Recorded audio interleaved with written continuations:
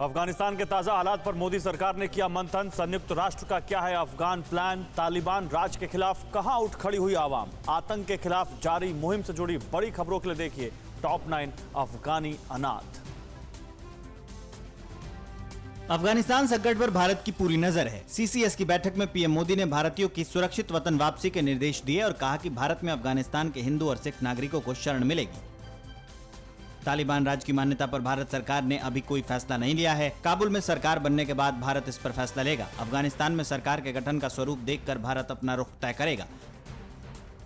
तालिबान की बर्बरता ने दुनिया भर में चिंता बढ़ा दी है। 24 अगस्त को यूएन मानवाधिकार परिषद की OIC की अपील पर UNHRC ने यह बैठक बुलाई है। अफगान पर मीटिंग को अब तक 89 देशों का समर्थन मिल चुका है। अफगानिस्तान में ऑस्ट्रेलिया भी पीड़ित लोगों की सहायता करने में जुटा है। ऑस्ट्रेलिया के पीएम स्कॉट मॉरिसन ने कहा कि काबुल से अब तक अफगान नागरिकों समेत 26 लोगों को सुरक्षित बाहर निकाला गया है।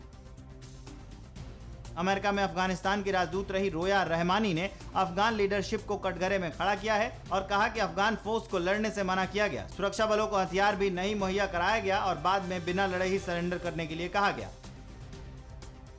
अफगानिस्तान की महिलाओं ने नई दिल्ली में कैनेडियन एम्बेसी के सामने विरोध प्रदर्शन किया। उनकी मांग है कि कनाडा सरकार मदद करे। महिलाओं का कहना है कि तालिबान राज के बाद उनके लिए अफगानिस्तान के दरवाजे बंद हो चुके हैं। अफगानिस्तान के जलालाबाद में लोगों ने अफगानी राष्ट्र ध्वज फहराया और देश के समर्थन में जुलूस निकाला। ये लोग तालिबान राज का विरोध कर रहे थे। इनका कहना है कि तालिबान उनकी जिंदगी नहीं बदल सकता।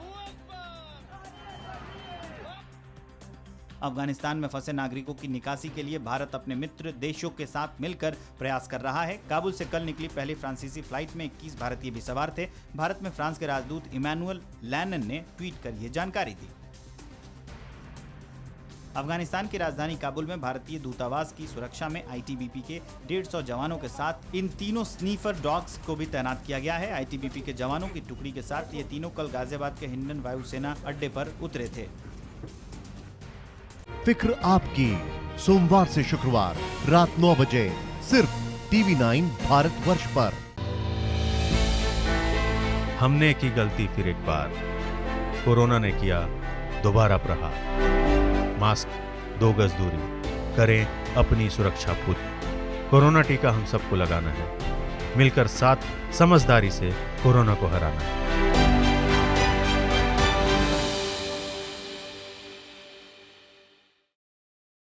परवाह देश की, सोमवार से शुक्रवार रात 10 बजे TV9 भारतवर्ष पर।